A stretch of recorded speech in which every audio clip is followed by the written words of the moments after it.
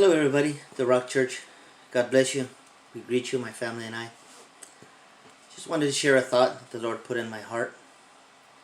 I was reading out of 2 Corinthians, and as I got through chapter 8, and I began in chapter 8, I came across scripture that just really ministered, and I just felt that it really is fitting even for today's time and what we're living in. So let's pick up where I was at in chapter 8 of 2 Corinthians, verse 10. And in this I give advice. It is to your advantage not only to be doing what you began and were desiring to do a year ago, but now you also must complete the doing of it. That as there was a readiness to desire it, so there also may be a completion out of what you have. For if there is first a willing mind, it is accepted according to what one has, and not according to what he does not have. And now in context, at this time, Paul was writing to the church of Corinth that they were preparing to a year ago for finances for the church in Jerusalem. So just as in verse 11, but now you also must complete the doing of it. I find that as I read that it literally mentions a year ago. And it just reminded me of today where we're at with the coronavirus. That it's been about a year, in March of last year when the outbreak became a pandemic, when it really just became really bad and it was recognized. Businesses shut down, schools. I remember this time in March of last year, we were completely sent home. Everybody in the school district was sent home till they figured out what they were going to do. Prior to that morning, prior to that day, prior to that week, we had plans.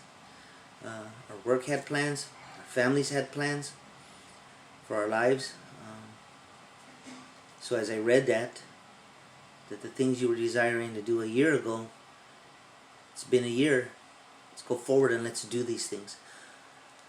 So I would encourage that likewise in today and what we're going through, what we've been through in this whole year, through the Lord's mercy and grace, the church's needs were met. There was no lacking in what was needed to carry the building, to carry the ministries. So here we are a year later, and I would encourage you likewise, the things that you wanted to do. Maybe you were thinking about ministries. Maybe you were thinking about stepping forward in some of the things. I know the call has gone out for more teachers, more ushers, just to serve the church in whatever capacity. So if you had those desires a year ago, even in 2 Corinthians, as Paul was encouraging the church, that with all those things that you were planning a year ago, let's go forward now. Things are a little different now. Just like today, things are a little better, things are a little different. Numbers are down, businesses are opening. Some of the things we want to do, we can go out to eat now. So I would encourage you to step out in faith, to come to church. Saturday morning prayers have been going on now for a little while. Our church services upstairs are continuing. We've got Easter schedule, our Good Friday schedule. We've got our sunrise service, all scheduled. All those things, just like we were doing prior to the coronavirus. So just like Paul was encouraging the church, it's been a year now. Let's go forward now. I would likewise do the same. Encourage you. Let's move forward. Let's step out in faith, and let's just keep pressing forward and do those things that we planned without fear, that we planned a little while back. So let this stir your heart. Let this encourage you. Let this just let it minister to you as it did me.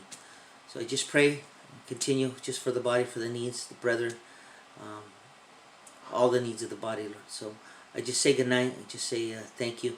We look forward just to see each other again in the Lord's house. Good night, and God bless.